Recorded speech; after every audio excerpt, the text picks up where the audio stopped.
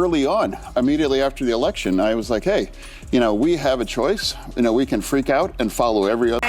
Senator John Fetterman was the first Democratic senator to visit Mar-a-Lago, and he says he committed. Honestly, I haven't been surprised by anything now. Pennsylvania Senator John Fetterman isn't one to back down from a debate, and during his recent appearance on The View, he proved just that. Early on, immediately after the election, I was like, hey, we have a choice. We can freak out and follow every other. Senator John Fetterman was the first Democratic senator to visit Mar-a-Lago, and he says he committed. What was supposed to be another routine episode filled with political talking points quickly turned into a brutal reality check for the show's hosts, particularly Sunny Hostin. Known for her aggressive questioning and sharp criticism of conservative figures, Hostin seemed unprepared for what was about to happen. Instead of the usual one-sided exchange where the panel dominates the discussion. Or do you anticipate that? Early on, immediately after the election, I was like, hey, we have a choice. We can freak out and follow every other. Fetterman turned the tables, leaving the hosts visibly flustered and scrambling to regain control. The conversation started predictably enough, with Hostin accusing Fetterman of shifting to the right, citing his visit to Mar-a-Lago and his recent positions on immigration and fracking. She likely expected him to apologize or soften his stance, as many politicians do when facing scrutiny from The View's panel. However, Fetterman did the exact opposite. Meeting with him, and what if you... Yeah, well, I think overall it was a positive experience. I mean, he was... Instead of retreating, he doubled down, calmly explaining that real leadership isn't about blind loyalty to one party but about making decisions based on facts, not emotions. He pointed out that whether people liked Donald Trump or not, the reality was that he remained a key political figure, and pretending otherwise was naive. As Fetterman spoke, Hostin's demeanor shifted. Gone was the confident, quick-talking commentator, and in her place was someone visibly uncomfortable with the direction of the conversation.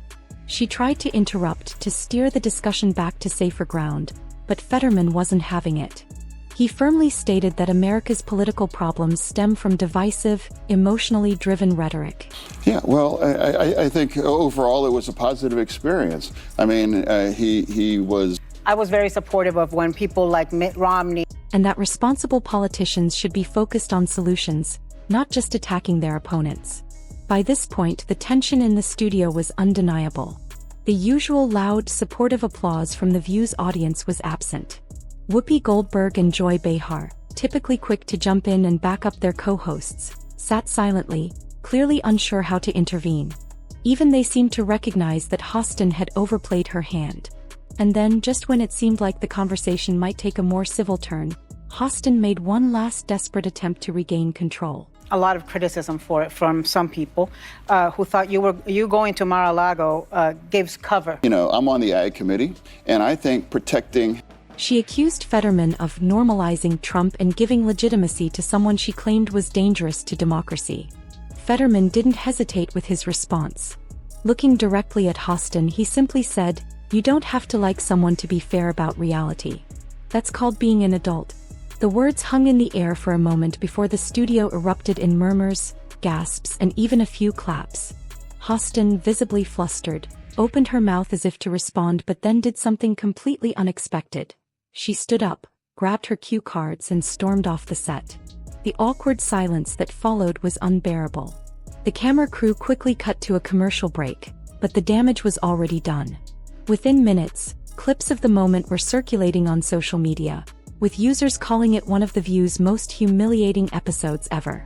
Some viewers were stunned that Hostin, known for her tough talk and aggressive interview style, had been completely dismantled by someone she had clearly underestimated. Others found the irony amusing. Hostin, who regularly challenges guests to defend their positions, had walked off the set when faced with a direct challenge to her own rhetoric. Meanwhile, Fetterman left the show looking like the only adult in the room. Unlike many politicians who hesitate when faced with aggressive media personalities, he handled the moment with confidence and clarity, refusing to be bullied into saying something he didn't believe. We just had a conversation, and now one of the things, can we agree on? Well, one of the things that was easy, like the dreamer watching right now at home. Hi, Giselle, you're home. His approach earned him widespread praise online, with even some of his usual critics admitting they respected his ability to stand firm under pressure. Back at ABC, however, the fallout was immediate. Producers were reportedly in full-blown crisis mode, trying to figure out how to spin the situation. According to insiders, Hostin was livid after the show, calling Fetterman condescending and claiming that he had disrespected her. But for many viewers, the truth was clear.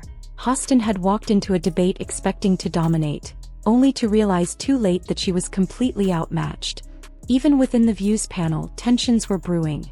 While Goldberg attempted to play the role of neutral moderator, she was reportedly caught off guard by how badly the segment went.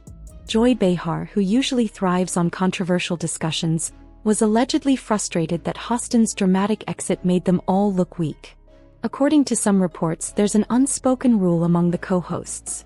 If a debate gets heated, you stand your ground, not storm off.